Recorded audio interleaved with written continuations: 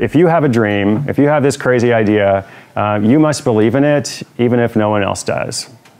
So when I had the idea to go to every country in the world, that's kind of what it felt like. It felt like this crazy idea. It was like, this just sounds like totally ridiculous and absurd, but I couldn't stop thinking about it. And I realized that if I didn't pursue it, I would always regret it.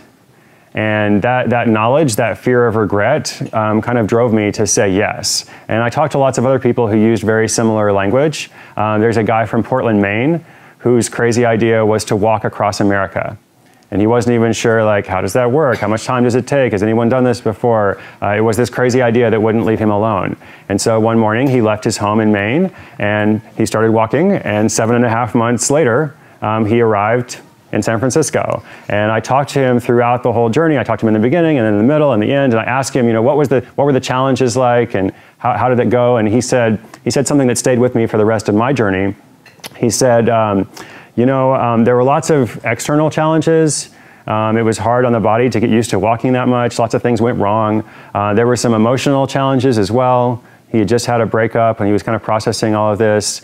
He said, but what I realized about 2 weeks in, once I stopped complaining and grumbling about the whole thing, he said, I realized that my task was pretty simple. All I had to do was walk, essentially. And if I did nothing else, if I got up every morning and I made a little bit of progress, then eventually I would reach the goal. Eventually I would arrive in San Francisco and achieve that goal, reach that destination. And it sounded really simple, but it's kind of stayed with me for the final 2 years of my quest, because that's how I felt it was for me too. All I had to do was get to 193 countries. And I had my list of countries, and I was making progress. And if I got stuck somewhere, eventually I'd have to overcome that challenge, but I could go and do some others first. And I liked the logical, analytical progress of it. It's something that related to me. So just keep going. You have to believe in your dream, even if no one else does.